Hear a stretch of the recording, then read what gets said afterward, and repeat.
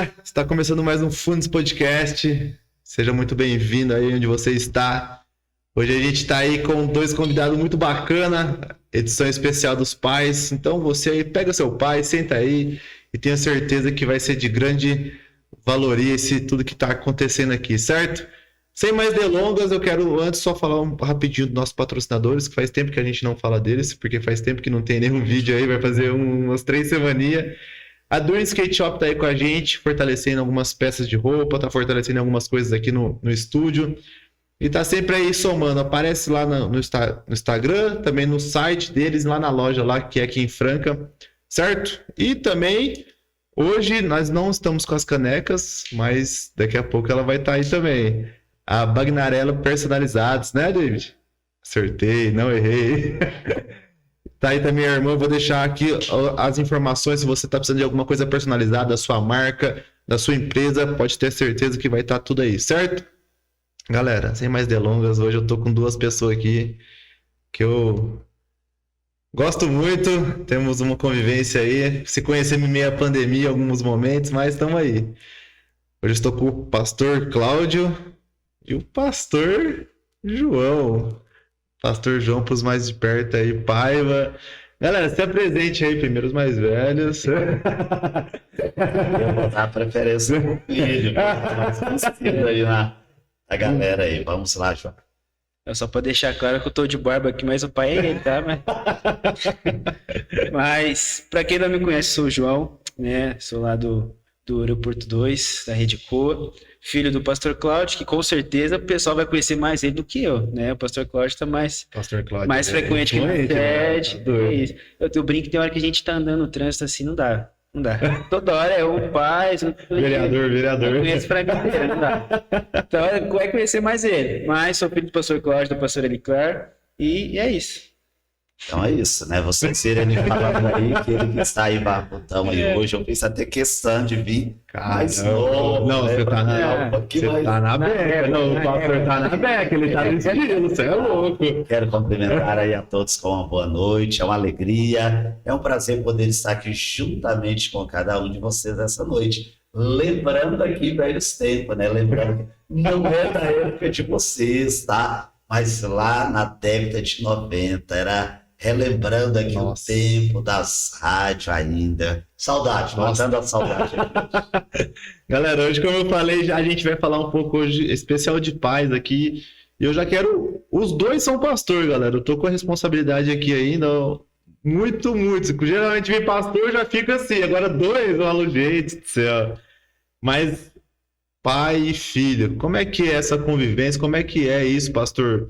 Ter um filho que você tem que educar, mas ao mesmo tempo é um pastor e é um líder de jovens também e tá aí nesse montoeiro aí. Como que é isso, pastor? Eu diria assim, é uma alegria muito grande, né? E a gente poder ver isso, a gente vai entender que é um legado, né? Ao mesmo tempo é uma missão cumprida, é algo que aconteceu naturalmente. O João pode dizer isso muito bem, nada forçado, nada imposto. É decisão dele mesmo, e claro que como pai é uma alegria, né, de ver os filhos seguindo os mesmos passos, entendendo o chamado, e eu diria assim, como pai mostra, traz para a gente cada dia um desafio maior e uma responsabilidade ainda maior, mas é gratificante. E aí, homem? O que você tem a dizer sobre isso? Rapaz, é uma loucura, é uma longa história. Assim, eu brinco assim que, na verdade, eu nunca quis ser, né? Nunca quis ser pastor, na verdade. Sempre fugi dessa ideia, assim. Mas assim, eu sempre falo assim que não é que... era a última coisa que eu queria na vida. Mas assim, não porque eu não tinha um bom exemplo em casa, mas é por conta de tudo aquilo que eu via meu pai viver assim na igreja, aquela coisa irada toda, aquela responsabilidade. Aí é uma coisa que acontece, meu pai tá ali insistindo. Falei, cara, isso aí não é pra mim, mano, sabe? Tipo, isso aí, né? Não dá. Meu pai é bom demais ali com as pessoas, não consigo esse jogo de cintura ali. E pra mim, assim, foi uma virada de chave, assim, que aconteceu. Eu tava num congresso ainda de jovens, lá em 2018. E ali foi onde eu tomei a decisão. Eu falei, tá, voltei, vou fazer o ITQ. Fiz ITQ, eu ia começar a faculdade no outro ano, não comecei. ITQ? Aí tem os processos, um passo de cada vez. Eu que eu digo. Mas aí eu falei, vou começar a fazer o ITQ, fiz o ITQ, aí eu tinha feito um voto com Deus naquele congresso, fiz o ITQ, fiz o postulado, depois, né, na sequência, fui levado à consagração, e naquela mesma semana ali da consagração ali, que finalizou o voto ali, aí eu comecei a pregar, e daí então, acabou. 2019. Como que foi essa sua primeira pregação, assim? Foi tenso, hein? Foi. Ó, tem uma história até legal. Meu pai gosta de ficar contando isso aí pra todo mundo. Mas foi na quinta-feira, a convenção na quinta-feira, lá ainda em Serra Negra, ainda quando estava acontecendo lá. Aí eu fui pra consagração e tal, de manhã, na quinta-feira. Aí a gente voltou sexta, sábado e domingo. Nosso culto de jovem ainda era no domingo, né? Então minha primeira pregação foi nesse mesmo domingo. 3, 4 dias depois ali. E aí o culto rolando lá às 18 e tal, eu lá fora, lá preparando a mensagem, texto, nervoso e tal. E aí de repente começa uma folia lá na rua, rapaz. Aí um doido lá, endemoniado e não sei o que tem, querendo ir lá invadir, tá dentro da igreja, eu lá na salinha de fora, né? E ouvindo tudo. De repente sai lá fora, aí tá, vou orar, né? Eu já vamos lá, já tô aqui fora, eu vou orar e tal. E foi lá buscar um óleo. Deram um banho de óleo no homem, o homem ficou escorregadinho, parecia um sabão, assim, segurava, e segurando do lado, segurando do outro. Aí começou, eu sei que nós chegando num ponto assim, chegou um outro obreiro lá para orar, ajudar a orar, aí chegou o outro, aí por fim, ele era uma pessoa conhecida nossa lá do meio, e ele conhecia as pessoas, né? Então assim, teve uma hora que ele errou o nome. Ele pegou um diácono, errou o nome, falou, mas... errou o nome, eu falei, eu te conheço. Aí eu fiquei olhando aquilo lá, eu falei, quer saber, não, chama a polícia, você não é demônio, não. Aí por fim começou uma bagunça, você queria ir pra cima de mim, falou com você é o filho do pastor, você que tem, falou, dá licença que eu tenho que preparar a mensagem aqui, tem que pregar de noite. Daqui a pouco. Isso aí não era, né? Aí por fim sumiram com ele, não sei pra onde foi, deu linha lá. Isso pra ir pregar a primeira mensagem. Isso, eram 6h30, 7 horas, aí 8 horas foi a pregação, aí foi o final do culto de jovens. Aí foi na hora que eu comecei ali. A primeira vez é sempre aquela coisa, né? Nervoso, pega o microfone tremendo, assim. Nossa, tem isso. Mas, assim, depois veio a pandemia, foi uma escola pra mim, assim, querendo ou não, você grava vídeo toda hora, e live. Nossa tempo difícil, mas, assim, foi um tempo de maturidade, assim. Acho que na pandemia ajudou bastante, assim. Mas foi... né? E o senhor, pastor, como é que foi, assim, o seu chamado? Como é que começou? O senhor já veio de berço cristão? Como é que é? Como é que foi sua caminhada aí com Cristo? É uma longa história. Mas, assim, eu costumo dizer que a minha época foi uma época diferenciada, que dá saudade. Na realidade, eu não vim de um berço cristão. Eu tenho um testemunho que não tem que resumir, né? Assim, é uma longa história. Até os meus 5 anos de idade, praticamente, eu fui, não diria criado num berço evangélico, mas a minha mãe me levava para a igreja ainda quando criança. Minha mãe se converteu, eu tinha 5 anos de idade. Até os 11 anos de idade, ela me levava para a igreja. Dos 11 aos 18, aí foi um período tenso, sem Deus, uma vida onde eu me se tornei a ovelha negra da família mesmo, distanciei de tudo. Foi um período que parecia não ter mais esperança. Morava no norte de Minas, só resumindo. Vim parar em Franca em 91, em 89, melhor dizendo, e no ano de 91, aí sim, tive um encontro com Deus aqui na nossa igreja, que na época ainda não era a igreja sede, era a quinta igreja, tá? Nossa. Famosa quinta igreja, lá da rua Parate, vai dar. Bem do início, a igreja tinha apenas 3 anos de existência, tive um encontro com Deus ali, em abril de 91, faz tempo, né? Talvez um pouquinho. Muito sucesso. Pra fazer as contas aí. Com certeza, a maioria que está aí nos ouvindo não era nem nascido nessa época, tá? E batizei em 21 de abril de 91, gente, olha só, para vocês verem. E naquela época o processo era muito acelerado. Eu ouço o pastor André hoje em muitas das suas mensagens. Ele usa muito o termo assim, né, que a unção ela veio para acelerar os processos. E naquela época a gente viveu isso. Eu costumo dizer que o avivamento que nosso querido pastor André vive lá em Ribeirão Preto hoje, nós vivemos isso aqui, na década de 90. Então, assim, num resumo, eu me converti março para abril, maio, junho, julho, nós já estávamos pregando a palavra. Nossa. 3 meses depois eu já estava ali expulsando os primeiros demônios. Cara, tem hora que Então, eu nasci na época errada, mano. Era um processo muito rápido. Então, assim, eu lembro até hoje, a primeira pregação, quem me deu a oportunidade foi o nosso querido amigo pastor Raul, que está lá na Itália hoje. Foi o nosso primeiro presidente de jovens. Foi também no culto de jovens. Não sabia, não. No culto de jovens. Na época, o nosso culto de jovens, nessa época, era na sexta-feira. Depois que veio para o sábado, né? E a tradição do sábado. E lembro até onde eu preguei até hoje. Preguei lá em 1 Coríntios, capítulo 10. E no início bem tenso, mas desde o início nós tínhamos uma herança, né? Todos nós naquela época tinha a fama que aprendia com o nosso pastor. Aprendia já a falar bastante mesmo.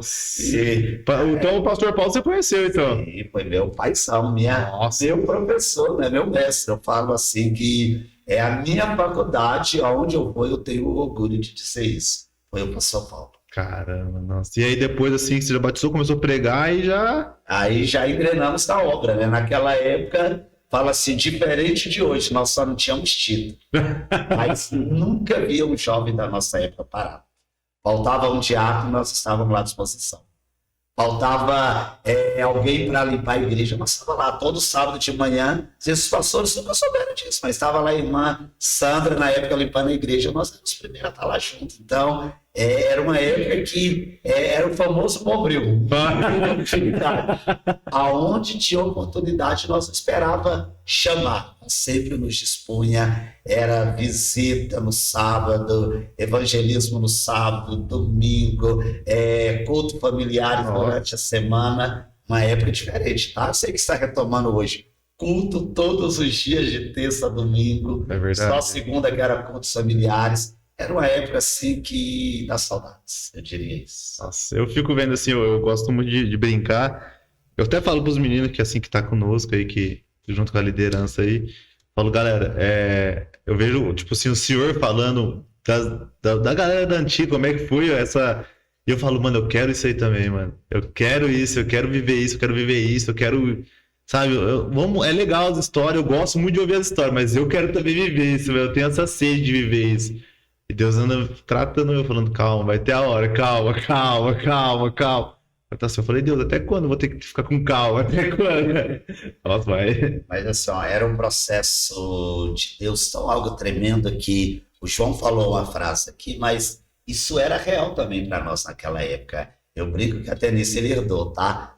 Nenhum de nós naquela época tinha pretensão de ser pastores. Só que a grande maioria da nossa mocidade naquela época são os pastores do nosso campo hoje. Pastores que estão aí em vários lugares do Brasil hoje. Pastor Raul, que está lá na Itália. Pastor Júlio César, que está lá no Paraná. Pastor Elcio, está lá no Paraná. E tantos outros aí, além dos que estão aqui em Franca. Pastor Antônio, Pastor Célio, Pastor Saulo, e aí por diante. Pastor Gils, que está no litoral. E tantos outros, mas nenhum queria ser. Só que um diferencial. Ninguém ficava parado. Todos na ativa, todos trabalhando, e o processo acontecia naturalmente. Ninguém tinha pretensão, mas o próprio Deus fez com que tudo acontecesse. O senhor tocou numa coisa bacana, até queria ver de vocês dois, assim, como é que, no ponto de vista de vocês, assim, ó, eu sei que a gente está querendo falar um pouco de pai hoje, mas não vai chegar tudo, vai ter muito tempo que não vai falar ainda. Mas essa questão, o senhor falou um negócio curioso, ninguém queria ser o pastor, mas já meio que tava ali servindo, tava ali já, às vezes até fazer um papel de um pastor mesmo sem saber. Como é que é isso, assim, tipo, essa virada de chave para, sabe, para Deus falar assim, agora tá na hora de ser pastorear, tá na hora de ser, mesmo muitas vezes pessoas que já pastoreiam, mas não tem o título pastor, e virar essa chave, assim, como é que é, pastor? Eu vejo assim, vou pastores, voltar. Né? Desculpa. Estou começando a falar muito de novo. Eu vou voltar de novo na nossa escola, no nosso mestre. Isso era a nossa formação da época.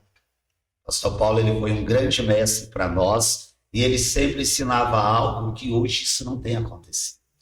Hoje nós vemos muitas pessoas se preocupar com o título. Entendi. Brigar para ser, querer ser, mas não quer a responsabilidade, eles não querem o trabalho, eles querem o título. Naquela época isso não acontecia, nós não queríamos o título, mas fazíamos o trabalho. Então, todos faziam o trabalho de pastor. Todos se colocavam à disposição para servir, independente do título. O título, para nós, não importava. Por exemplo, eu tenho assim uma alegria, né? Não gosto de usar a palavra orgulho, porque dá uma dupla interpretação, mas poderia ser um orgulho. Eu nunca tive um cargo dentro da nossa igreja. Olha. E Deus me tirou do banco e me levou para o ministério pastoral. Nunca tive um cargo na questão de título, mas ninguém nunca viu eu parado em nenhum momento dentro da igreja. Entendi. Então é algo totalmente inverso. Uma outra curiosidade, se vocês perguntarem aí para todos esses pastores que eu mencionei nome aqui, pastor Célio, pastor Saulo, pastor Gilson, pastor Antônio, pastor Raul, e a maioria deles, todos nós nos tornamos pastores sem ter o ITQ. Talvez, ao contrário deles, eu fui a exceção. Não tive nenhum título e fui direto para o pastoreio, mas fui o único que, quando comecei a ser pastor, tinha tido a oportunidade de fazer o ITQ, porque na realidade eu fui para um seminário, sistema de colégio interno, porque alguns aqui da igreja teve essa oportunidade, ficamos 2 anos lá, e quando eu fui eu estava fazendo o ITQ, que naquela época não era nem ITQ, era ECQ, Escola por Correspondência Quadrangular. Rapaz do céu. Não tinha nem apostila assim? Não tinha, era 10 livrinhos bem pequenininhos mesmo, que já vinha com a prova no envelope lacrado dentro do livro. A gente estudava o livro, procurava o pastor titular da igreja, ele abriu o envelope e nós fazíamos a prova na presença dele. E ele assinava a prova, como a gente fez na presença dele, e mandava para o ITQ lá em São Paulo. Nossa! Mas assim, o que era o curioso? Todos os demais pastores nossos dessa época, 99,9% se tornaram pastores sem ter o ITQ. O ITQ veio para formalizar a questão legal, porque já estava na frente da obra, já eram pastores, já tinha pessoas ali, a igreja funcionando, aí só para legalizar formalmente. Mas não tinha essa, fazer o ITQ primeiro. A aceleração era muito rápida. E o nosso pastor ele sempre nos ensinou, é isso que eu queria chegar. Ser pastor não é ter um título. Ser pastor não é ter uma formação, não é ter uma carteirinha. Ser pastor é ter ovelhas, é ter almas. Então nós tínhamos isso dentro de nós. Nós precisamos ganhar almas, nós precisamos cuidar de almas. E isso vai acontecer naturalmente. E ele tinha o exemplo dele. Para quem não sabe, né? Se eu estiver falando errado aí, depois a nossa mãe Sana nos corrige, mas o nosso pastor mesmo, ele nunca fez o ITQ. Recebeu nomeação de pastor, foi superintendente, mas eu sempre brinco, né? Será que ele tinha requisito para isso? Nós tínhamos uma igreja com mais de 1.000 membros. Ele não tinha ITQ, não fez ITQ, mas tinha mais de 1.000 pessoas que eu creio que o gabaritava para receber para receber a missão de superintendente. Então, e ele ensinava a nós isso, não é a carteira. Quer ser pastor? É as almas que te habilita a ser um pastor. Uau, isso aí é isso. E você, cara? O que eu gosto de falar, né? Agora, o que você acha, assim, que a pessoa... Vamos falar, hoje o seu pai falou muito na questão antigamente. Hoje em dia, o que você vê, assim, da nossa geração, assim, essa questão dos novos pastores, assim? Sim. Eu vou tentar, assim, falar em 2 pontos de vista que eu tenho. Primeiro é, por exemplo, como foi para mim.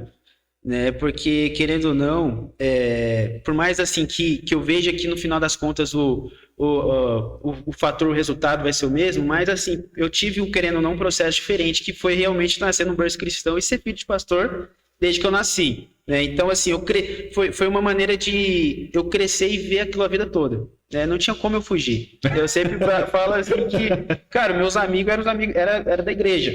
Todo mundo ali, o círculo de pessoas ali era da igreja. Até teve uma época assim que eu chegar, tipo assim, eu não quero mais na igreja. Né, me revoltar assim, mas o que eu queria? Era mudar de igreja. Eu queria ir para a igreja que meu pai não era pastor, porque assim, cara, eu não vou ser o filho do pastor, por conta da pressão, aquela coisa errada, então eu quero ir para outra igreja, porque eu só sabia aquilo, era a vida que eu tinha ali. Então, assim, para mim, a virada de chave foi quando, até assim, foi específico, quando eu estava nesse congresso, lá nesse seminário, que teve uma mensagem, o pastor trouxe uma mensagem naquele dia, que falou diretamente comigo, falando sobre a herança sacerdotal, né, questão de você já ter essa questão da família, de sacerdote e tudo mais. Então, assim, para mim foi uma mensagem que realmente veio de encontro comigo, né? Foi entender que, olha, tipo assim, cara, não tem como eu fugir disso, né? Foi aquilo que Deus me colocou, foi a família que Deus me colocou, né? Você vai ter na Bíblia ali que os filhos dos sacerdotes, depois eles se tornaram sacerdotes, dos levitas. Então, assim, é uma herança que você tem sobre a sua vida que Deus permitiu você estar ali por uma razão, né? Então,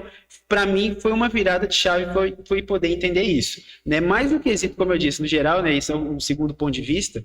E aí, a maneira como eu tento, até mesmo assim, trabalhar hoje e lidar com o pessoal lá da Rede Ecoa, por exemplo, da liderança, que é o quê? É entender que todo mundo nasceu para ser líder, né? Todo mundo nasceu para liderar, todo mundo tem um propósito dentro de cada um, que é dentro de si, que é assim, não sou eu que vai determinar, olha, você vai fazer isso, olha, você vai ser aqui, eu ainda não identifiquei o talento, vou te pôr você na mídia, mas, sabe, eu não tô aqui. Qualquer da dúvida, eu vou tirar foto. Vai estar fazendo alguma coisa, não, assim, eu como líder de jovens, você também, a gente não tá para determinar, olha, você vai ser isso, todo mundo tem algo que Deus colocou dentro de cada um, e a nossa missão é ativar isso dentro deles. Entendendo, olha, você nasceu para liderar, você nasceu também para poder governar, enfim, aquela coisa toda assim, que a gente for na Bíblia, a gente vai ver sempre isso. Mas o que eu sempre tento dizer com eles, olha, é servir, né? Você precisa estar servindo, né? E a gente volta no que o meu pai acabou de dizer, é servir, né? Eu sempre gosto de dizer que o servo, de verdade, ele não importa onde vai servir, desde que esteja servindo. Então, assim, talvez meu pai falou assim, olha, isso eu herdei dele, né? Eu já fiz tudo na igreja, eu já fui baterista, eu toco guitarra, e sempre foi minha paixão. Isso aí, deixa com ele. Aí canta lá, só Jesus. História interessante, Mas assim, minha paixão sempre foi guitarra, sempre foi música. Minha mãe canta, meu tio toca, então assim, a família é de música. Então minha paixão sempre foi música. Então só que eu já toquei bateria quando falta, eu nunca fiz aula de contrabaixo, mas se fizer eu toco baixo. Eu já fiz parte do set de coreografia, a gente teve cursos regionais aqui da gente dançar, teatro, já fui do projetor, já faz de tudo, sabe? Faltou diácono, então vamos lá ser diácono. Então assim, o que eu sempre falo, eu não consegui me descobrir, eu não consegui entender, João, onde é que eu tô, eu falei assim, só serve. Sabe, só faz algo, chega ali, o coração de servo é isso, sabe, tipo, você tá lá, cara, o que precisa ser feito, chega ali, e a gente começa a ver que isso vai acontecendo, sabe, isso começa a ser natural, por exemplo, chega jovens novos na igreja, tá lá um mês e meio, ele começa a ver, chega num dia mais cedo no culto, vai mudar os bancos, então deixa eu ajudar, vai lá, então é isso, sabe, automaticamente você se inteirando, você fazendo parte da igreja, começa a aflorar alguma coisa, olha, sei lá, eu sinto essa direção. E aí é você e Deus, né? Depois vai chegar um momento na curva ali que Deus vai te pegar e não tem pra onde você fugir. Que foi comigo que foi o que aconteceu, sabe? Sem falar, eu não quero. É a última coisa que eu quero ser na vida. Eu quero, vou investir na guitarra, vou virar músico, vou, sei lá, vou jogar bola, depois vou fazer qualquer outra coisa, mas não tem como. Pelo menos assim, pra mim não teve como fugir. No momento certo. Vocês falaram o negócio de servir, quando eu cheguei vai fazer 6 anos, vai completar 6 anos que vi que eu converti, né? E quando eu cheguei na igreja já, parecia uma que eu comunico muito fácil. Então, tipo assim, já comecei a conversar com todo mundo, já fiz amizade e tal.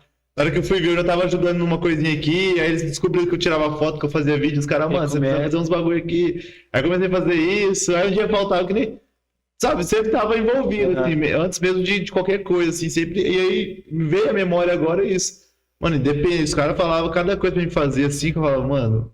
Que loucura isso. E aí eu tava sempre ajudando, sempre abre o portão pra pastora, fecha o portão pra pastora, vai lá na frente, negócio de homem, negócio de criança, coreografia. Falei, cara, eu nunca... Mano, pensa numa pessoa desajeitada, pra dançar, pra fazer qualquer coisa. Fiz um teatro, foi tipo, muito da hora, muito bacana. Fiz até esse tempo atrás, nós fez um aí também.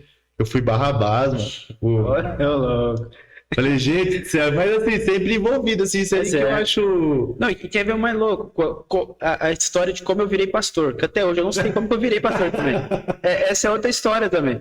É essa questão, é sempre estar envolvido, né? E aí em 2018, quando eu voltei desse congresso lá, aí a gente deu início, falou, gente, vamos... Aí era em outubro, mais ou menos. Era porque tinha o cabelo enrolado? Era essa época aí. A primeira vez que eu deixei o cabelo crescer. E aí voltamos, faltava o quê? 4, 5 meses pro encontro de jovens, carnaval e tal.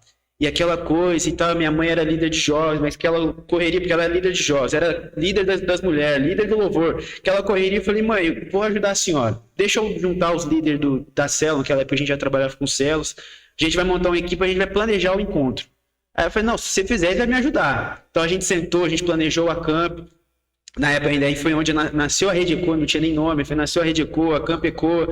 Aí a gente sentou, planejou, programou tudo certinho, o que ia acontecer e tal. Aí tá, a gente chegou numa camp, alugamos uma chácara, corremos atrás de tudo. Fizemos uma camp. Aí dali nasceu a Rede Eco. E eu não era líder de jovens. Então o que a gente fazia? Todo domingo a gente sentava, ó, vamos programar o culto, ó. O que a gente vai falar nesse culto? Qual que vai ser o tema?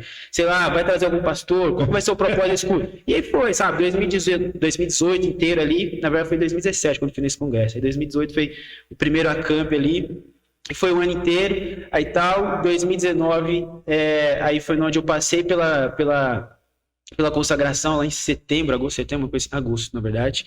E aí, ali foi a primeira vez que eu preguei, eu não era líder de jovens nem nada, estava nos bastidores ali com a equipe, programando os cultos, o acamp e tal, era só isso. A minha função na equipe era ajudar, era liderar a equipe ali pra gente programar. E aí dali eu comecei a pregar, aí prego num culto, aí chega no outro e prega de novo, aí vai no outro, prega de novo, dali eu comecei a pregar. Aí no culto de domingo, aquele que foi o primeiro que eu preguei, aí meu pai chamou na frente, ó, chamou o João aqui pra orar e tal. Aí tinha um outro pastor na época que estava numa outra cidade, estava voltando para lá para junto auxiliar lá na igreja. Aí meu pai orou por mim, orou por ele, a esposa. E aí pra mim, tá, beleza, orou, apresentou, e depois todo mundo começou, o pastor João, não sei o que tem. Foi, mas gente, tá nem. Que hora que me consagraram passou que eu nem sei, que eu não tô entendendo esse negócio. E daí foi. Eu até brinco, o dia que me consagraram, ó, pastor, eu não sei. O dia que falaram, ó, o João é o líder de jovens, eu não sei, só sei que foi, sabe? Só sei que deu certo. Mas é exatamente isso, sabe? Você vê assim que no final das contas tá envolvido, né? Igual eu falo, eu nunca desejei nada disso. Se for brincar assim, for falar sério, até hoje eu falo assim, cara, você quer ser pastor? Você tá doido, né? Tá maluco. Mas assim, eu acho que no final o resumo é isso, sabe? É estar envolvido, independente da sua função ali, né? Estar envolvido ali, sempre estar em suporte, dando suporte, né, no que for necessário. Eu acho que isso é o pontapé inicial. Fundamental, né? Nossa. E tentar mais um aí, né, na fila aí. Tá ali. Mas... Só nos eu falo que a hora dele ali, quando ele menos esperar, pega. Que isso, hein, Pedro? Não tem como fugir. Tá na bala, hein, mano. Pastor, deixa eu fazer uma pergunta. Desde a hora que eu tava vindo do serviço, eu falei, vou fazer... Eu vejo muito hoje que essa questão, você falou ali que a sua rebeldia era seu pai pastor e tendo muita coisa ali.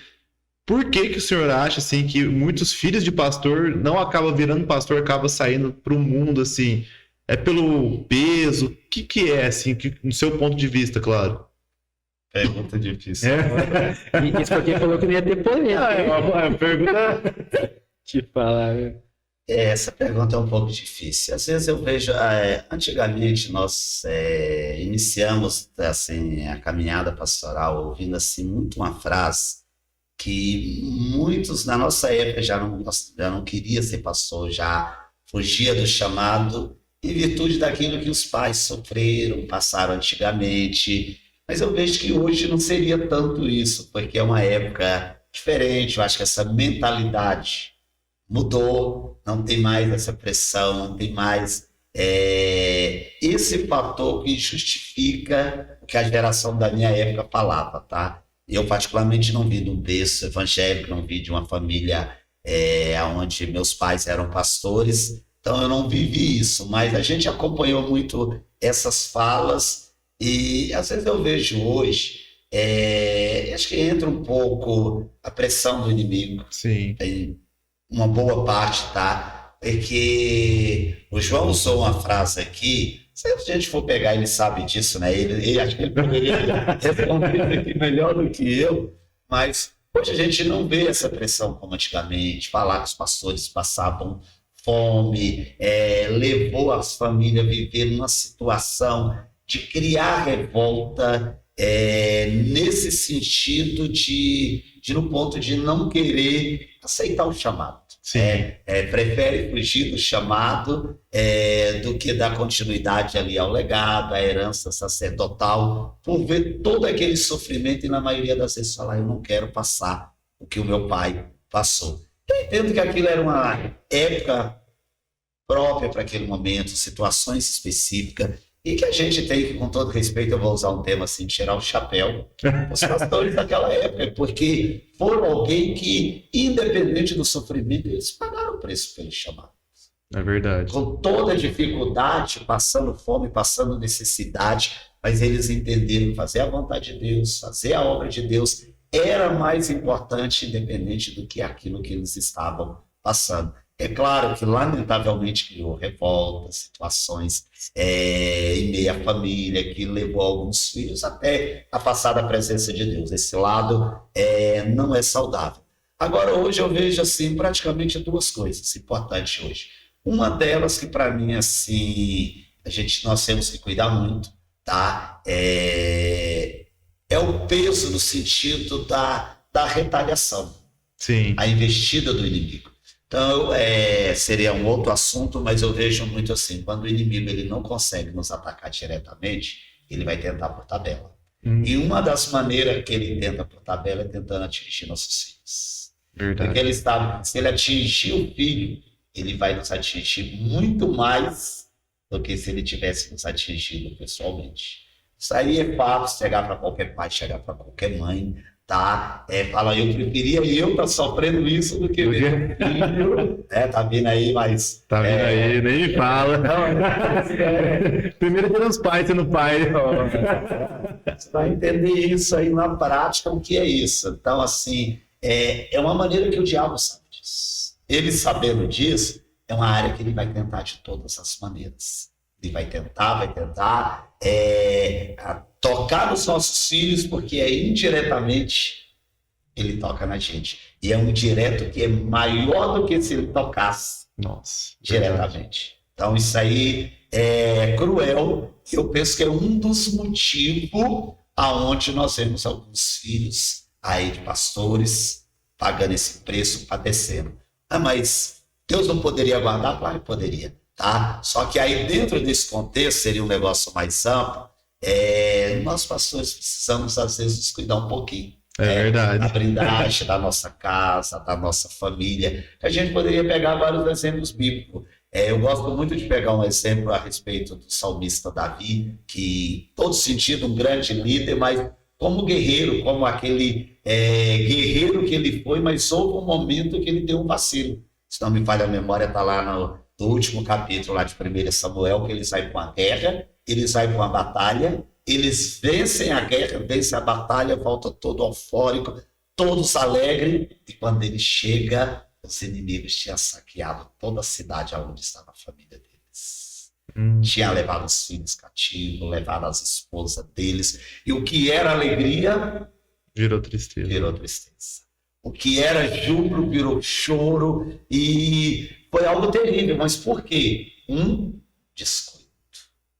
É muito assim, a gente vê muito, isso é normal, o líder ele dá tudo de si, precisa dar tudo de si, coloca a obra, às vezes até de uma maneira exagerada, como prioridade máxima, e às vezes descuida da sua casa, da sua família. O pastor Josué Gonçalves, ele fala uma frase muito importante, tá? Eu pego isso para mim: nossa família é o nosso maior patrimônio. Nossa família é a nossa primeira igreja. Verdade. Nossa família está aqui, meus filhos, né, do meu lado aqui. O João está aqui, mas o Pedro está ali também. E eu sempre falo com nossos líderes de célula lá, de discipulado, seu primeiro discipulado é a sua casa. Se nós tivermos que fechar a célula para você cuidar da sua família, nós fechamos. Se tiver qualquer situação entre você liderar a célula discipulado e liderar a sua família, eu priorizo a sua família. Porque é o nosso maior patrimônio. É verdade. E Paulo falou sobre isso. Se nós não cuidar bem da nossa casa, nunca nós vamos cuidar da casa de Deus. Então, muitas das vezes, não é por questão, não é porque os líderes são ruins. Não, jamais. São homens de Deus, tementes a Deus, fiel a Deus, e dá tudo de si, de maneira que às vezes descuida. Querendo fazer tanto para Deus, às vezes descuida um pouco da sua casa. E nesse descuidar, é onde o inimigo entra com a retaliação, é onde o inimigo entra com o contra-ataque, e aí nos atinge. Nós fizemos tanto e estamos atingindo. Se nós olhar no texto que eu mencionei aqui, o povo que foi lá todo vitorioso com Davi, de repente queria apedrejar Davi. É verdade. Porque ficaram revoltados porque vencemos a guerra e cadê nossa família? Adianta ganhar lá milhares e perder a sua família. Então, isso é cruel, isso é algo que nenhum líder gostaria de passar e, claro, não desejamos isso para ninguém. Então, eu vejo assim que é um dos fatores. Agora, o segundo fator que eu vejo assim também, e aqui eu deixaria um alerta, né, porque meus 2 filhos, os filhos de pastores que porventura possa nos ouvir depois, a gente saber lidar com essa pressão. Porque o João mencionou aqui, né? Eu não queria ser pastor porque eu vi tudo que meus pais passavam. Mas o que eles viram? Essa dificuldade que eu disse aqui, lá da década de 90, 80, 70, que muitos líderes passaram, eles não passaram isso. Verdade. Mas existe algo que os filhos de pastores continuam passando, continuam vendo hoje. Tá? O David também, né, que é filho de pastor. Todo mundo quer primeiro, eu sou uma pessoa. O que ele vê muito hoje, infelizmente, a ingratidão. E isso, às vezes, eles não têm ainda uma maturidade para saber conceber isso, para saber lidar com isso. É o que o João disse aqui. Às vezes vê lá o pai dando tudo de si. Isso não é mérito. Como pastor, como servo, isso é o nosso papel, dar tudo de nós. Mas até aí nada errado. Mas aí quando eles veem alguém que recebeu tudo, que muitas das vezes você deixou a família para cuidar daquela pessoa, você deixou a fazer o seu para cuidar daquela pessoa, depois vira as costas e nós brincamos, não tem nem a opçãozinha lá do Teletubbies. Tem uns que não dá nem tchau. tchau. É apunhalada mesmo. É apunhalada. Então, às vezes, a geração de hoje não consegue lidar com isso.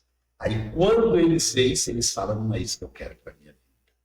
Lidar com pessoas que vai ser ingrata. Mas, do outro lado, a gente sabe, Jesus passou por isso.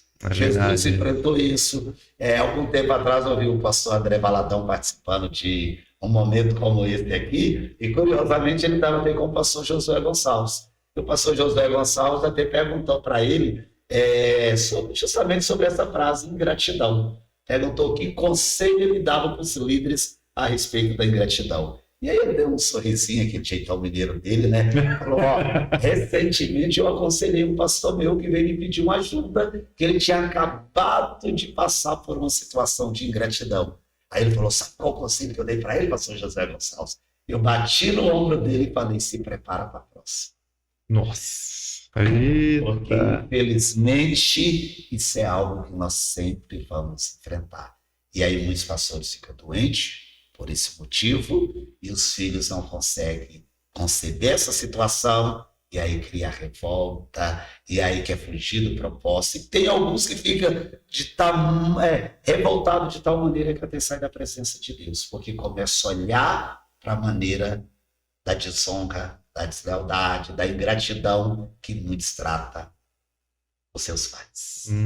E aí isso faz... É o segundo motivo que eu vejo que, infelizmente, tá? Assim, eu penso que deveríamos nos preocupar um pouquinho mais com os filhos de pastores. É uma coordenadoria, não é uma crítica. Existe uma coordenadoria que precisa ter uma ênfase maior, precisava trabalhar isso um pouco mais, os demais ministérios também cuidar um pouco mais dessa questão, porque, infelizmente, nós estamos perdendo a próxima geração de líderes. É isso que eu até pensei, porque se não cuida agora, lá na frente, depois não adianta reclamar.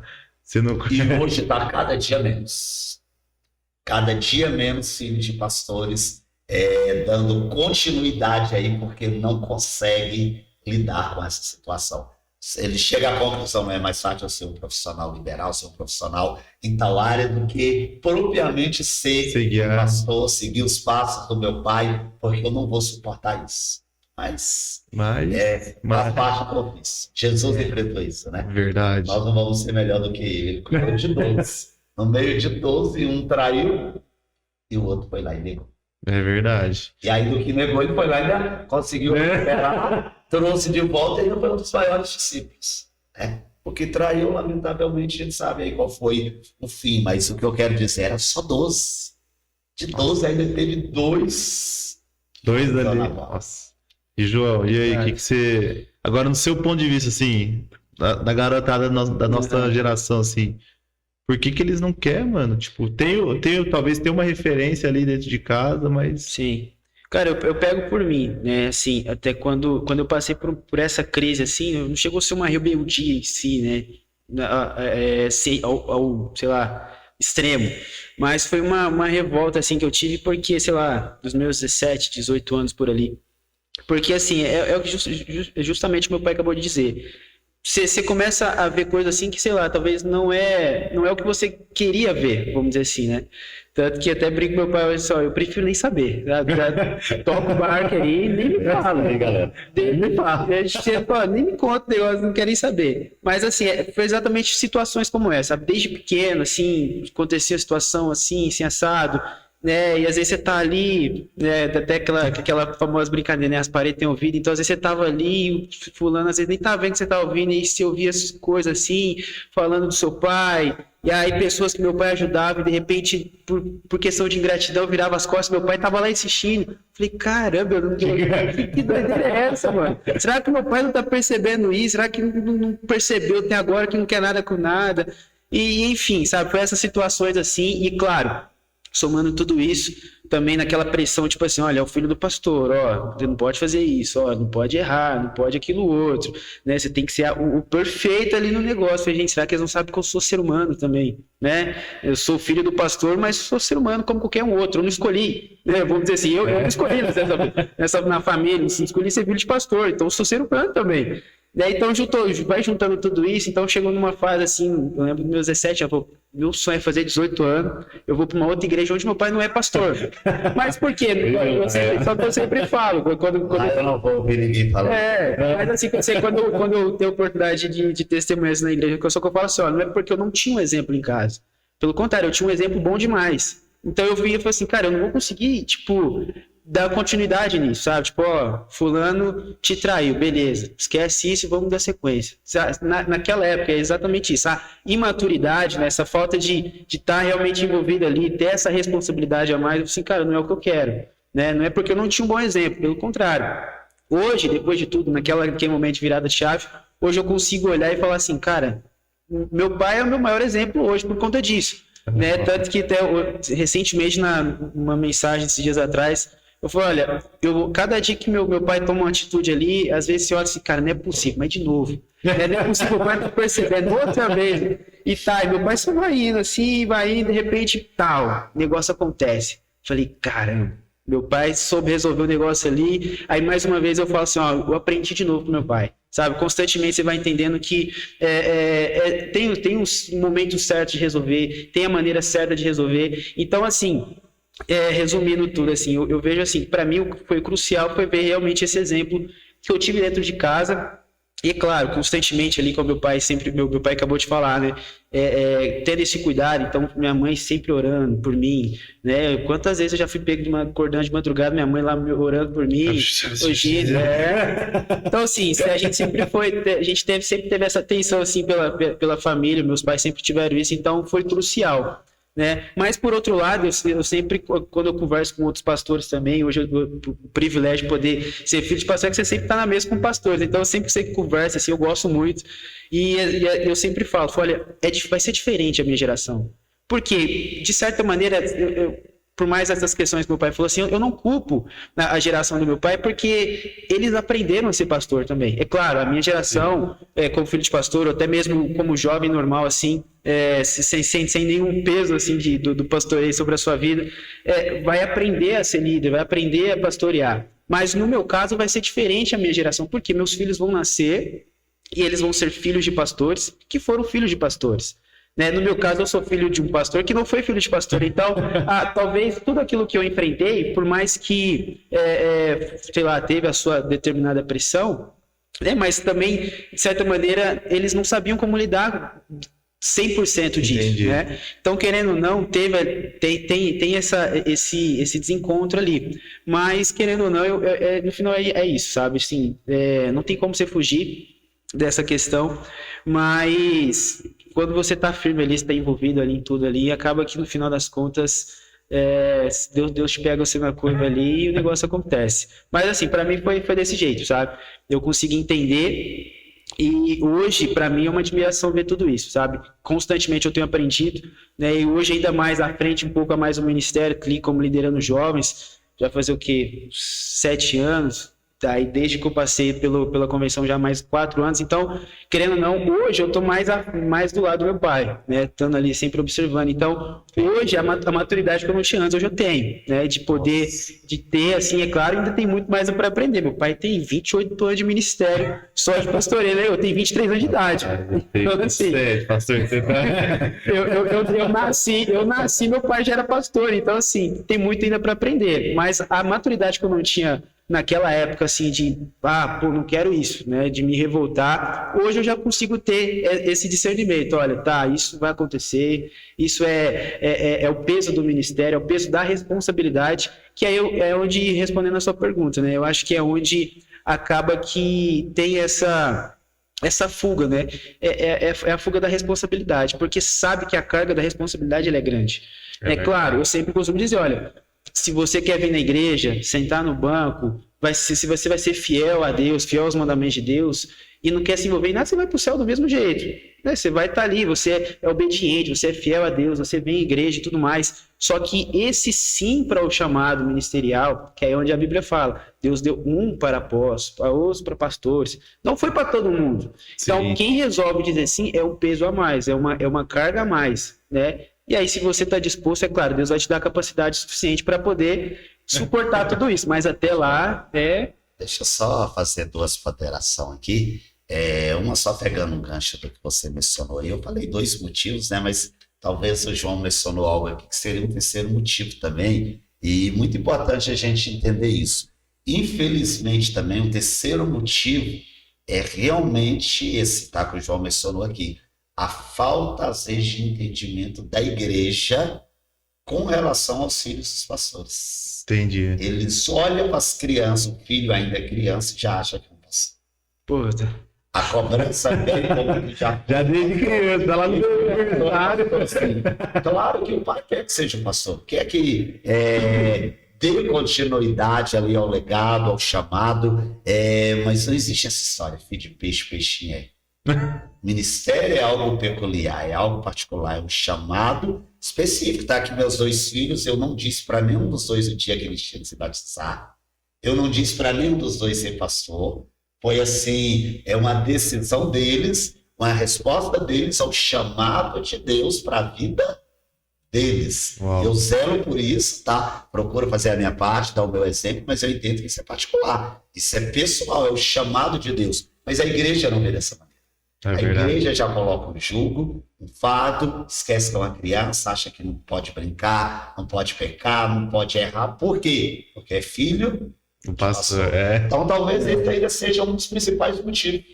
Talvez esse seja um dos pesos. Acho que junto com a questão da ingratidão, né? Porque como o João bem disse aqui, eles esquecem que a parede tem ouvido, acha que o filho do pastor está ali, mas não está ouvindo. Tá só de ali. Esse talvez seja o principal motivo, porque eles colocam um jugo, um peso, que aí muitos filhos de pastor falam, não, ele está equivocado, eu não quero isso para mim, eu não vou sofrer, eu não vou ser igual meu pai, tolerar essa ingratidão, eu não quero esse peso, eu tenho direito a viver minha vida. Eles esquecem que a criança, filho do pastor, é uma criança como qualquer uma outra, tem direito a brincar como qualquer uma outra. Então isso é um outro fator, o terceiro e talvez a principal causa que mais leva filhos de pastores a sair da igreja. Esse peso, esse jugo, hoje talvez tenha sido menos, mas lá atrás a igreja colocava esse jugo. Não dá tempo nem da criança sonhar, porque quer ser bombeiro, quer ser polícia, não. Parecia, não deixava eles sonhar e parecia que eles tinham que ser perfeitos. Toda criança podia errar, menos o pastor. Toda criança podia fazer aquela arte. Nosso pastor Paulo, ele falava assim, criança que não faz arte é porque é doente. Toda criança saudável tem suas artes. Tem lá suas travesseiras lá. É muito curioso, né? Curiosidade.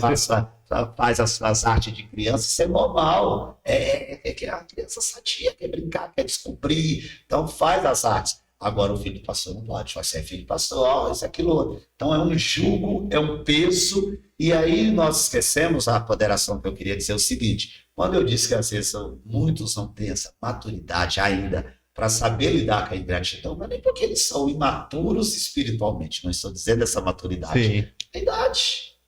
Criança tem maturidade, criança. Adolescente age como adolescente. E às vezes eles estão vendo, vivenciando, presenciando tudo isso como criança. Só que como criança, mas eles entendem aquilo.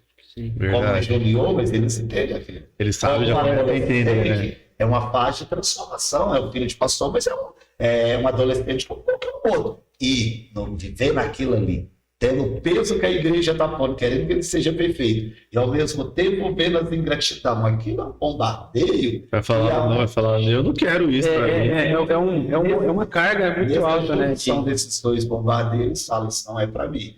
Então, assim, aí entra alguns cuidados. E aí tinha alguns ensinamentos, João mencionou outra coisa importante aqui, que talvez a geração dele, os filhos dele, já vai ser um pouco diferente, que já vai nascer nesse ambiente onde ele já aprendeu a lidar com isso. Agora nós tivemos que aprender a cuidar deles, a tentar brindar eles, de maneira que nós não aprendemos isso. Nós viemos de uma geração, desculpa aí os pastores que vão me ouvir aí depois, mas eles sabem disso, que até tirar férias era pecado. Vixe. O diabo não tira férias. Por que nós não tiramos férias? Só que esquece que no 7º dia o próprio Deus descansou. Deus fez o mundo em 6 dias, mas no 7º o que o próprio Deus fez? Tirou um dia para descanso. Mas os pastores mais antigos nos ensinavam o quê? Se o diabo não tira férias, por que nós vamos tirar férias? Se nós tirar férias, o diabo vai estar lá, continuar trabalhando e destruindo vidas. Só que essa falta de tirar férias, às vezes nós não tínhamos um tempo para a nossa família. O vizinho tirava férias, o membro da igreja, todos podiam tirar férias, podia ter um tempo a sós com seus filhos, mas menos o pastor. O pastor só de segunda a sábado tira férias, depois... Não tira. Então, assim, era uma situação que os filhos viam tudo isso. Além de todas essas pressões, num contexto, você falava, eu não quero isso para mim, não. Eu quero, quando eu ter filhos, quando eu casar, eu quero brincar com meu filho, eu quero poder andar livre com meu filho, eu quero poder passear com meu filho. Então, assim, graças a Deus que a gente teve que ir aprendendo isso, ouvindo pessoas com a mente mais aberta, pastores já de uma nova geração que falava, o caminho não é esse. Aí já Sua tá. família é o seu maior patrimônio, você tem que zelar, você tem direito a ter férias, você tem que passear com seus filhos, você tem que estar com seus filhos.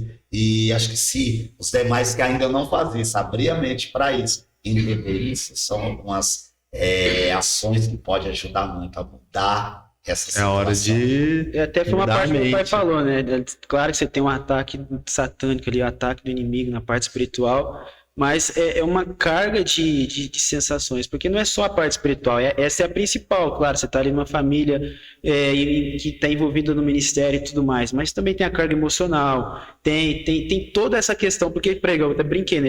Eu falo que quando eu era pequeno, na época, no dia de Santa Ceia, eu era pequenininho assim, eu tinha um terninho, né? Então, todo dia de Santa Ceia, eu punha o terno e ficava lá do lado da mesa com meu pai na Santa Ceia. Aí os meninos da igreja maior ficavam, pastorzinho. Eu criei trauma de usar terno. De verdade, eu fiquei uns 10 anos sem Nunca mais não gostava de usar terno, porque eu sou pastorzinho. Depois que, claro, passou na formatura do IT aqui, eu tive que usar até, então depois foi quebrando. Trabalho meu psicológico já. Foi quebrando esses traumas. Mas eu tinha esse trauma. Então, assim, querendo ou não é só espiritual também. Tem a carga emocional ali, né? Eu brinquei, às vezes não te deixa nem sonhar. Pô, você é o filho do pastor, então você é pastor. Não, calma lá. Né? Eu tô acabando de formar na faculdade. Eu tô fazendo faculdade de pastor, tô fazendo faculdade de engenharia. Né? Então, querendo ou não te deixa assim, ó, você não tem saída. É isso, aquilo, outro. Então, acaba que tem essa fuga, né? É claro que também tem, eu diria assim, tem outras razões, assim, por pessoas, assim, que às vezes eu tô mais próximo, né? Mas eu não entraria em mérito, porque, por exemplo, igual meu pai falou, né? Às vezes não tem muito tempo, né? Acaba foca muito ali no ministério, acaba por dar tudo de si ali no ministério, acaba às vezes deixando essa questão da família um pouco de lado e acaba tendo esse afastamento um pouco do que é família também, Sim. que acaba sendo agravante, porque no final, como eu disse, né? Acaba sendo toda essa junção, é pessoal, é o emocional, é o espiritual, tudo junto, acaba dando essa fuga aí do que é realmente o chamado, né? Vamos dizer assim. E, pastor, a água tá vindo aí, ó, pessoal. Uma aguinha. Isso é bom. Tem uma pergunta que eu acho que aí já vai só mais pro seu pai aí, porque... Ele já não gosta de falar muito, né? Não, ó. Pastor, como é que foi assim, ó? Tá, o João, o Pedro nasceu. Acho que já até aconteceu com o Pedro também, que o senhor deve ter conversado com ele sobre isso. Mas a questão assim, ó, tá bom, eu sou seu pai, mas você tem um pai também, Deus Pai, que é o soberano, assim, como é que você abordou isso para tratamento com eles disso, assim, para eles terem esse consentimento de, tá bom, eu tenho um pai, mas eu tenho um pai que é o sobre todos os pais, assim.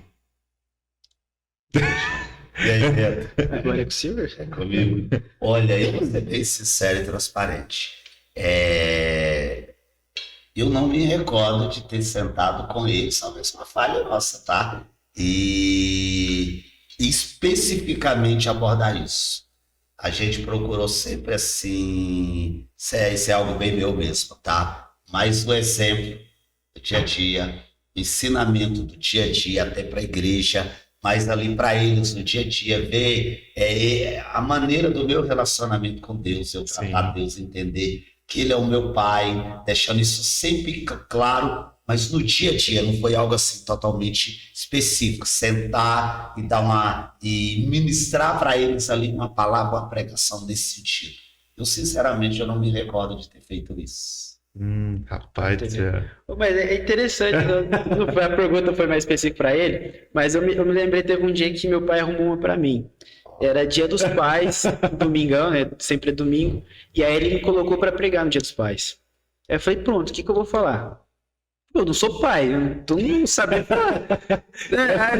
Eu falei assim, cara, não faz sentido, né? Tá chegando de novo, né? Eu não quero nem saber.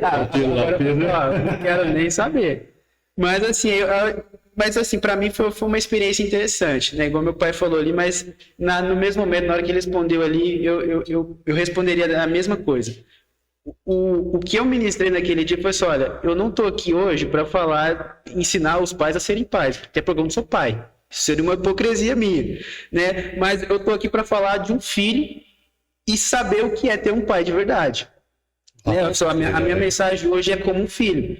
E eu sei a importância que meu pai foi para mim. Então, assim, hoje, por exemplo, a gente passou situações, por exemplo, uma época ainda, eu estava até fazendo ITQ. Meu pai acabou ficando meio ruim, ficou meio doente. E eu lembro que foi nessa época, assim, eu falo até hoje, foi quando eu aprendi a confiar de verdade em Deus. Foi quando eu aprendi o que é confiança. Eu entendi que, eu confio em Deus agora, beleza. Esse momento é muito bom confiar. Mas na hora que o negócio agrava, é aí que a confiança ela vai ser de verdade. É aí que a confiança. Então foi na época que eu realmente aprendi o que é confiar em Deus. Então, assim, hoje para mim, né, hoje eu sei, eu tenho essa consciência da paternidade de Deus, assim, eu tenho a consciência do que é ser filho de Deus, e a principal coisa que eu tenho comigo eu sou dependente de Deus. E eu sei ser dependente de Deus, mas por quê? Porque eu sei ser dependente do meu pai. Sabe, eu sei que na vida cristã, é claro, você cresce, você amadurece, você se torna independente e tal, queimei minhas carroças, né? Tchau, pai, vamos aí. Deixar o olho para essa mãe. Tchau. Só que no reino você não pode. Nossa, Só que assim, eu aprendi vivendo isso, eu moro com meus pais até hoje, uma coisa que eu aprendi eu não posso ser independente com Deus. Sabe, não existe essa coisa, Deus, eu aprendi, agora eu vou seguir meu caminho. Não, eu sou filho de Deus e eu preciso aprender a ser dependente de Deus em todo momento. E aí talvez esse seja o mais difícil, né? Tá difícil aqui. Não, mas eu preciso depender de Deus. É depender mesmo, sabe? É saber que você não pode fazer nada, é Deus que vai suprir você, é Deus que vai te abençoar. Então, é exatamente o que meu pai falou. Assim, vamos dizer assim, eu vou concordar com o que meu pai respondeu, porque é exatamente isso.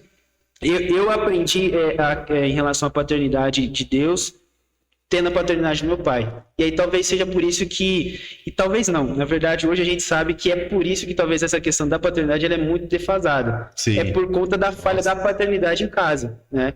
Então, assim, naquele dia, então, assim, pregando no dia dos pais, foi o que eu falei, olha, eu não estou falando como um pai, que eu não sou, mas eu estou falando como um filho que sabe o que é ter um pai, né? E sabe a importância de um pai na minha vida. Então, assim, seria bom que se todo mundo tivesse uma paternidade bem resolvida dentro de casa. É verdade. Porque muitas coisas, automaticamente essa paternidade bem resolvida dentro de casa, ela se torna um espelho do que é a paternidade de Deus conosco. Né? Sim. Então, assim, eu veria que foi dessa maneira, pelo menos para mim, assim, no meu ponto de vista, a maneira como eu enxerguei e pude ter todo esse encontro, essa virada de chave, esse entendimento, olha, que Deus é meu Pai, né, que Deus tem isso para minha vida, é isso que eu devo seguir, é esse o ministério, é esse o caminho, é esse o propósito, e eu preciso depender dele em todos os momentos. Vai acontecer isso no ministério, beleza, mas eu dependo de Deus. Né? Eu não vou fazer nada sem que ele me oriente, até porque a Bíblia fala que aquele que é guiado pelo Espírito de Deus é filho de Deus. Então você precisa depender dele. Ou ele vai te guiar, ele vai te servir, ele vai te sustentar. Então, sim, foi vendo isso no meu pai. Né? Foi tendo um pai que eu aprendi o que é ter um pai, ter um Deus Pai na minha vida, né? Vamos dizer assim. E é muito, hoje assim, a juventude que a gente pega, que ela é muito, realmente, que nem o João falou, é muito defasada nessa questão da paternidade, né? Eu mesmo falo por mim, porque eu tive, meu pai e minha mãe separou, eu era muito novo. Aí você sabe, né? Moleque rebelde, aí briga com a minha mãe, fui morar com meu pai e tal, e ficava naquele... Então eu não tive, assim, eu amo meu pai, mas eu não tive um contato, assim, num dos momentos que mais precisaram, assim, né? Que é naquela adolescência, aquela fase rebelde que você tem, né? Que você tá ali, e depois você cresce e tal. Então eu vejo hoje que muitos jovens, adolescentes hoje, têm muitas vezes uma ferida, uma frustração com os pais e tem medo disso que você falou, de ser dependente de Deus Pai por conta disso, achar que ele vai nos decepcionar. E eu acho que, até por isso que eu brinco assim, que eu queria ter nascido na geração antes. Porque essa nossa geração, talvez ela vai ser a geração mais difícil de você liderar. Porque, principalmente, claro, tem todo aquele jogo político, aí eu deixo mais pro meu pai, que ele gosta disso. Mas, assim, essa questão de acabar com a família tradicional, vamos dizer assim, né? A família que é pai, mãe e tudo mais, essa me fugiu agora a palavra. Defasação, seria a palavra? Mas, acho que a palavra agora. Mas essa deturpação do que é família, isso vai atrapalhar essa questão da paternidade com Deus. Porque, como eu disse, para mim foi importante ter um pai que me mostrou que é ser dependente de um pai, né? Que é Deus. Para mim foi importante ter uma mãe e entender o que é a ação do Espírito Santo na minha vida. Né? Porque tem vertentes que falam disso, né? Que o Espírito Santo ele é como a mesmo relacionamento que você tem com a sua mãe. Então, tudo isso para mim, hoje, o relacionamento que eu tenho com Deus, foi importante por conta da minha família. Só que se a gente não tem essa família hoje, como que vai ser esse relacionamento com Deus? Como que a gente vai levar esses jovens de hoje a entender, olha, esse é Deus Pai, Ele que vai cuidar de você, vai sustentar você. Então, talvez vai ter, assim... essa certa dificuldade para poder trabalhar nesse sentido, né? Eu pelo menos assim, o que eu vejo. Rapaz, eu fui numa célula esse tempo atrás e aí eu falei um pouco sobre isso. Tinha o pai do menino lá que tava lá, o pai do jovem tava lá e falou, cara, faz 28, 30 anos, não lembro quanto que ele falou, mas faz tempo que ele ia na igreja. Ele falou, nunca eu tinha visto falar desse negócio tal de Deus Pai, que nem você falou. Ai. Falei, até assustei, falei, caramba. Sabe o que mais me preocupa hoje, assim, isso aí é crítico que você mencionou aí. Mas essa falta da paternidade hoje, ela é muito séria, é um negócio muito crítico. E o que é o pior de tudo isso? Hoje a gente vê muitos filhos órfãos com o pai presente. Esse é o pior de tudo. Porque às vezes você me fez uma pergunta inicialmente, né? E o João acabou aqui fazendo uma ótima colocação, mas ele mesmo já respondeu. Talvez eu não sentei para falar, eu não me lembro, para falar de uma maneira teórica. Mas eu sempre zelo por isso, apesar das nossas limitações, das nossas falhas, mas eu sempre ensino isso para a igreja. A nossa melhor maneira de nós ensinar é como exemplo. Sim. E o nosso exemplo vai falar mais do que as nossas palavras, mais do que qualquer teoria. Eu faço isso, eu procuro aplicar isso dentro da minha casa, tá? Aqui nos meus filhos, procuro aplicar isso no contexto da minha família, tá? Eu sempre falo assim que minha família biológica foram as pessoas que eu menos preguei para eles. Sendo pastor, foi os que eu menos preguei para eles, mas com palavras. Sim. Sempre procurei pregar com o meu testemunho, com o meu exemplo de vida, porque eles conheceram quem eu era. Eles sabiam quem eu era. E ninguém melhor do que eles para saber quem eu sou. Não existe pregação maior do que essa.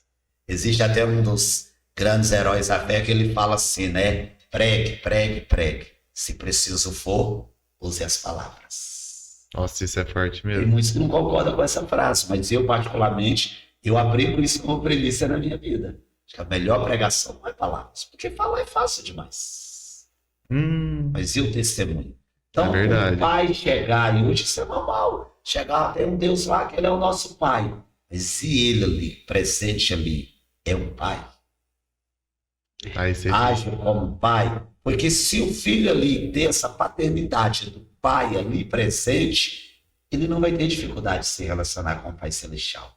De descobrir a paternidade do Pai Celestial. Mas na maioria das vezes, a grande dificuldade é essa. Porque é a falta de uma paternidade ali presente gera esse bloqueio para aceitar Deus como pai. Você contou um pouquinho aí da sua história, a minha história é um pouquinho pior. Mas assim, porque assim, o João sabe disso, o Pedro, na realidade o meu pai faleceu, eu ia fazer 5 anos de idade. Nossa. Então eu fui praticamente criado sem pai. Hoje eu fiz 50 aí esse ano aí, né? E 45 anos sem ter um pai biológico. Então assim, de paternidade biológica eu não tive nada. Tive uma mãe. Para mim foi uma mãe e um pai. Procurava suprir tanto o carinho de mãe como de pai. Eu tenho uma gratidão e louvo a Deus, agradeço a Deus sempre pela vida dela, porque o que ela pôde fazer para suprir ali o papel do meu pai, mas a gente sabe que nunca é igual. É verdade Nós mesmo. queremos aquele afeto, aquele carinho que só o pai pode dar. Eu falo assim que se eu tiver aí 5 lembranças do meu pai é muito. Ou seja, pode contar no dedo. Pode contar por ano que você teve com ele. Uma lembrança por cada ano. E o detalhe, e não são lembranças boas. Aí. Pior de tudo é isso, são lembranças de coisas drásticas, de coisas ruins, mas qual que é o lado positivo? Quando eu entreguei a minha vida para Jesus, realmente eu fiz uma verdadeira entrega, me rendi a Deus e aceitei essa paternidade de Deus. Eu não tive essa dificuldade de entender que Deus era meu pai. Eu não quis jogar culpa lá no meu pai, eu não quis jogar culpa em Deus porque o meu pai faleceu quando eu era ainda criança. Jamais. Então eu aceitei a paternidade de Deus, entendi que Deus era meu pai e hoje, através do estilo de vida, de uma prática de vida, procuro passar isso para os meus filhos e vejo isso hoje. Demonstrar isso através do exemplo, do dia a dia, às vezes mais importante do que teoria. E fica aí um alerta para os nossos pais. Né? É verdade, né, Chico? Pais presentes. Não deixar os filhos serem órfãos de pai presente, porque isso vai gerar um grande bloqueio que vai impedir eles de entender essa paternidade de Deus, de entender que Deus é pai. Uau, eu vou e uma outra dica aí é que os filhos estão observando, né? Deixar claro que, independente do que acontece, assim, das circunstâncias, os filhos estão sempre de olho ali e é crucial, é fundamental, né? E eu até ia falar, o senhor falou de se precisar, use palavras. Não quero polemizar nada, assim, sabe? Mas um testemunho de um pastor com o próprio filho vai falar muito grande. Porque se o testemunho dele dentro de casa, e isso bate naquilo que o senhor falou, tipo, se você tiver ruim com a sua família, vamos fechar essa célula, vocês se consertam, vocês ali. Porque se um pastor tiver ruim dentro da casa, mas ficar usando palavras para falar ali em cima do altar, e o filho olhar aquilo ali, o filho vai falar, caramba, se meu pai, que é um cara que se diz temente a Deus, é de um jeito dentro de casa e lá ele é outro, como que eu vou confiar em Deus, sendo que talvez Deus pode agir da mesma maneira? Quem que é? Aí é onde que pode ter essa ruptura muitas vezes. Que eu falo, gente do céu, isso aí... Cara, eu vivi uma experiência, eu contei pro meu pai essa vez que eu tive essa experiência, e pra mim acho que isso mudou muito a minha visão, até sobre isso também. Foi onde, querendo ou não, assim, acho que quando você começa a se envolver, como a gente falou lá no começo, Deus vai te proporcionando experiências assim, que vão moldando o seu entendimento, assim, te fazendo entender exatamente sobre essas certas coisas, né? E teve uma vez que a gente foi fazer uma visita para um jovem, que ele já faz um tempo que não estava indo na igreja e tal, e os pais estavam sempre indo e tudo mais, e a gente foi na casa dele e tal, foi fazer visita, eu, mais um, acho que meu irmão estava junto também, E a gente chegou lá, sentou com o jovem lá na sala, e a gente trocando ideia, e conversava, e conversa vai, e ele conversando, ele falando mais do que a gente até. De repente, apareceu a mãe dele. Ele não falou mais nada. Ele não falou mais nada, ficou quieto, só a mãe dele falava isso, aquilo outro, e aquilo outro. Aí eu falei, nossa, eu falei pra ele que vocês podiam vir aqui, né? Porque ele tá com vergonha de ir na igreja por causa das tatuagens que é feia, e não sei o que tem, e tal. E eu só lá, a gente não falou mais nada, só ela que falou. Né, por fim, a gente acho que ficou uma meia hora, uns 40 minutos ali, só falando. Só ela. Por fim, eu falei, quer saber de uma coisa? Eu vou morar e vou embora, não dá mais. Aí segunda pergunta quando ele chegou em casa. Não, a gente tava só, a gente vai embora, né, mas a gente quer fazer uma oração, a gente só veio aqui para ver como você tava mesmo, né, a gente não ia falar nada, né, o objetivo não era esse, né, mas a gente orou e foi embora. Eu cheguei em casa, assim, para mim foi uma experiência que eu pude ver, eu falei, caramba, como que essas circunstâncias, assim, às vezes elas parecem assim que não acontecem, mas eu fiquei pensando, poxa, o pai e a mãe tá lá sempre firme na igreja, né? Tá lá constantemente, dia após dia, aquela coisa era toda. Mas claro, aí eu perguntei para ele, né? E aí, como foi a visita? Foi tudo bom? E aí, era o problema mesmo que a mãe disse, aí ele respondeu para mim. Não, pode falar, eu tenho que falar, eu já falo com o assunto.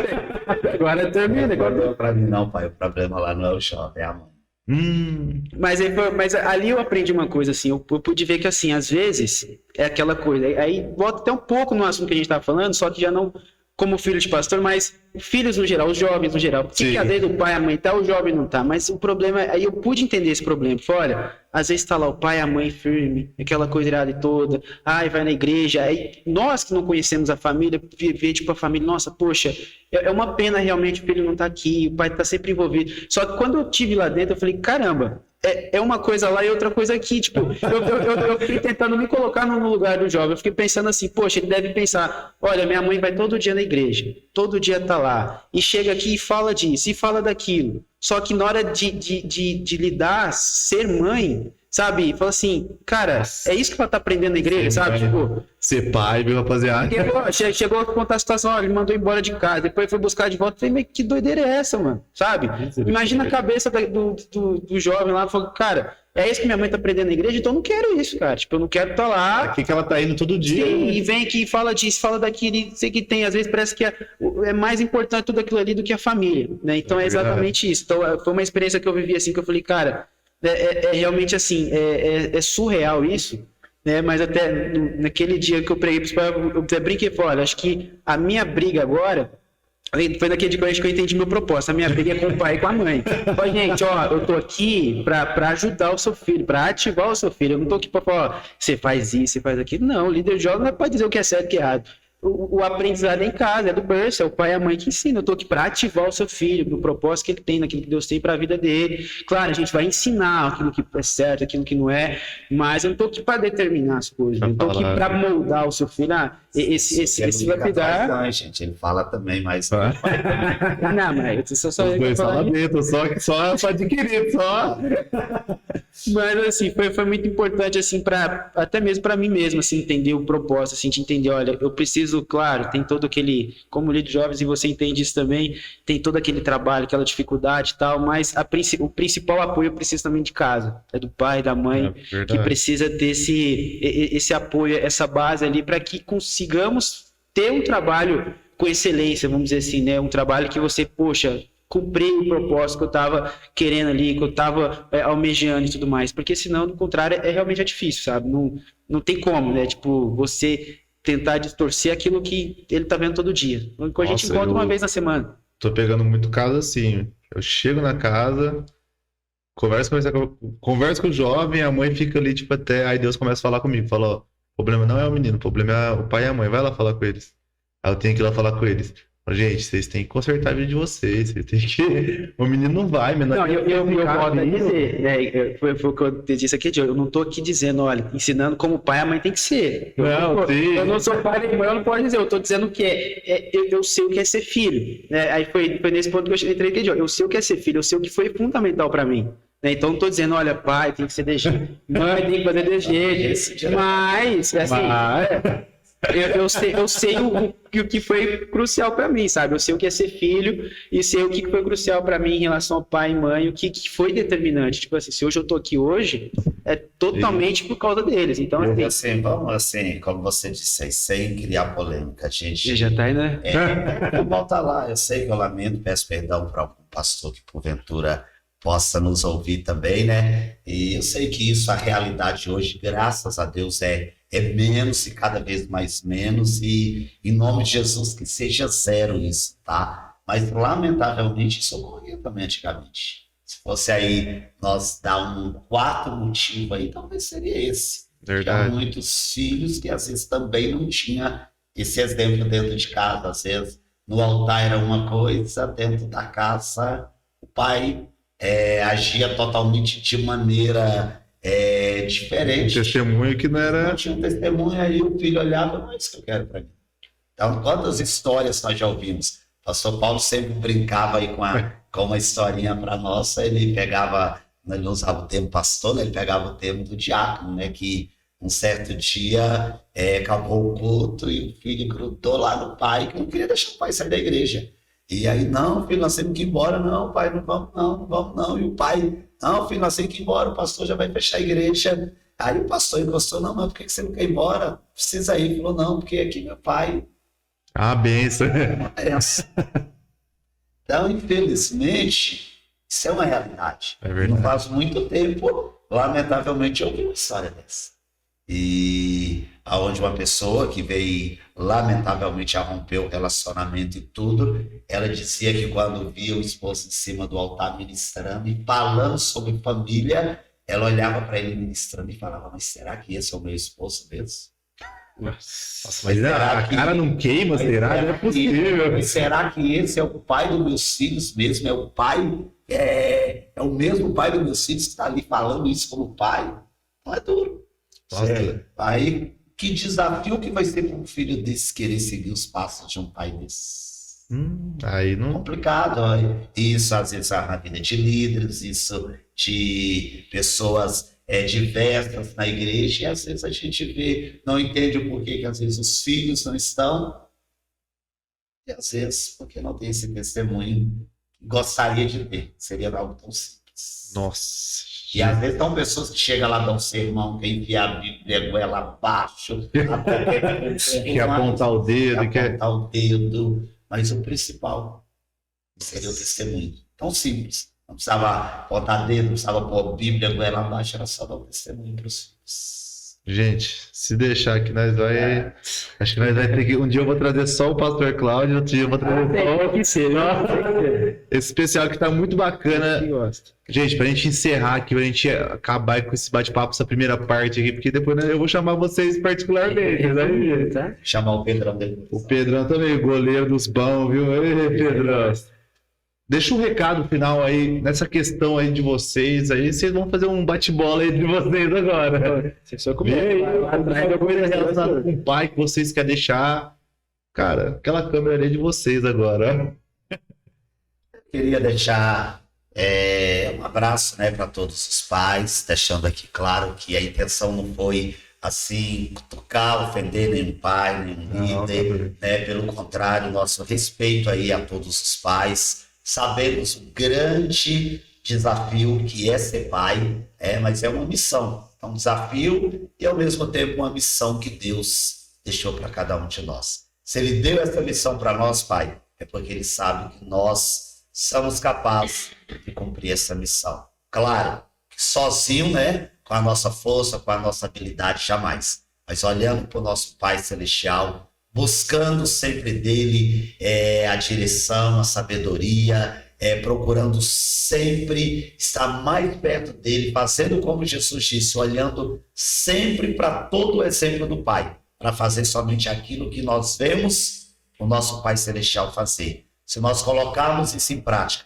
eu não tenho dúvida, nós vamos conseguir cumprir a nossa missão de ser pai, de deixar aí um legado, não apenas uma herança, mas deixar um legado para os nossos filhos, um legado para a nossa família. Legado esse que é muito importante, por mais que parece chato, parece ser polêmico, mas para nós deixarmos esse legado, nosso testemunho, nosso exemplo de vida, ele é primordial. Não estou dizendo que nós não temos falha, tá? Somos falhos, somos frágeis, mas independente das nossas fragilidades, mas sendo sincero, sendo honesto, deixando o nosso testemunho, sendo realmente alguém transparente, alguém que nossos filhos possam olhar, inclusive ver a nossa limitação, inclusive ver as nossas falhas, né? É verdade. Isso é uma virtude também, não é querer ser um estupefai, querer esconder, querer maquiar aquilo que não vai dar certo. Eles nos conhecem, né? E eu tenho uma frase que eu sei que é um desafio para mim mesmo. É um desafio para mim mesmo, mas eu aprendi isso com o meu mestre, com o meu professor, nosso saudoso pastor Paulo Fernandes. Ele sempre dizia: quer saber quem é seu pai? Quer saber quem é o pai, quem é o homem? Pergunta para os filhos. Uau. Ou pergunta para a esposa. Então, assim, isso é um desafio para nós. É por isso que nós temos que ser autênticos, verdadeiros e entender que o nosso exemplo para eles falam mais do que as nossas palavras. Deus possa nos ajudar a ser autêntico, a ser esse exemplo, deixar esse grande legado, porque Deus conta com você, pai, mas Deus conta com seus filhos. Deus conta com a nossa descendência, com a nossa herança, que é os nossos filhos, para dar continuidade, né? A Bíblia até fala sobre isso, que eles são como flecha nas mãos do valente, ou seja, eles vão chegar aonde eu e você não chegamos. Eu deixo essa palavra para você, que através do seu legado, do seu exemplo, aonde você não conseguiu chegar, aonde você, pai, não conseguiu alcançar, que em nome de Jesus, o seu filho venha chegar, o seu filho venha alcançar, e o nome do Senhor seja glorificado, a sua vida, a sua casa, a sua descendência, através da sua vida e dos seus filhos, de toda a sua descendência. Deus os abençoe, em nome de Jesus. Passa a bola. Tocou a bola pra você agora, que você. Mas já que ele aproveitou para falar com os pais, eu quero aqui só desejar um Feliz Dia dos Pais, né, para todos os papais que estão nos ouvindo aí. E somente vou dizer isso, assim, que para que, completando tudo o que meu pai disse, né?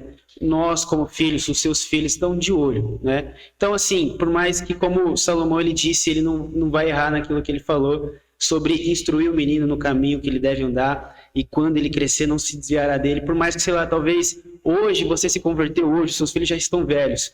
Não importa o momento, né? A mudança, ela existe, né? A mudança do caráter, a mudança nas atitudes, ela existe, e os filhos estão de olho nisso. Então, independente do momento, a mudança, ela é visível e os seus filhos vão estar observando isso. A partir do momento que eles notarem essa diferença, essa mudança, a vida deles também muda, né? Mas eu quero focar mais com os filhos e dizer...